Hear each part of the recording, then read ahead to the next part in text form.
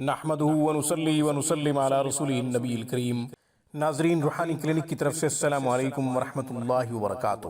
ناظرین، کمر کے درد کے لیے قرآنی وظیفہ آپ کی خدمت میں پیش کرنے کی سعادت حاصل کرتے ہیں۔ ناظرین، یہ وظیفہ نہ صرف کمر کے درد کے لیے مفید ہے بلکہ جسم کے کسی بھی حصے میں درد ہو، یہ وظیفہ اس کے لیے بڑا نایاب اور مجرب ہے۔ کرنا کیا ہے؟ سورہ طارق جو کہ پارہ نمبر 30 میں ہے، اسے 7 دفعہ پڑھیں۔ 7 دفعہ پڑھ کر تلوں کے تیل کے اوپر دم کریں، جہاں درد ہو وہاں مساج کریں۔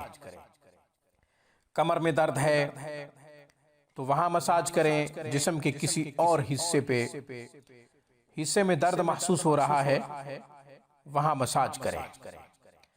آج کل تو ہر دوسرا تیسرا جسمانی کمزوری کی وجہ سے کمر کے درد میں مبتلا ہے، اس لیے قرآن کریم سے خوب فیض یاب ہونا چاہیے اور فائدہ اٹھانا چاہیے، چونکہ اللہ کے نبی نے ارشاد فرمایا، قرآن شفا کے لیے کافی ہے، اللہ شفا کے لیے کافی ہے۔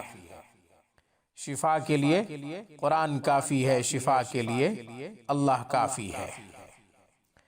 آج کی گفتگو میں بس اتنا ہی۔ روحانی کلینک کو سبسکرائب کریں۔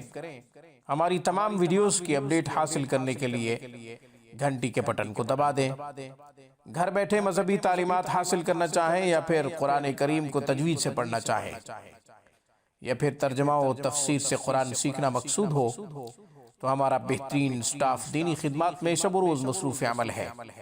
اسلامی تعلیمات کے لیے ہمارے نمبروں پہ ہم سے 24 گھنٹے رابطہ کیا جا سکتا ہے۔ السلام علیکم ورحمۃ اللہ وبرکاتہ۔ Thanks for watching my video. Allah حافظ، اللہ نگہبان۔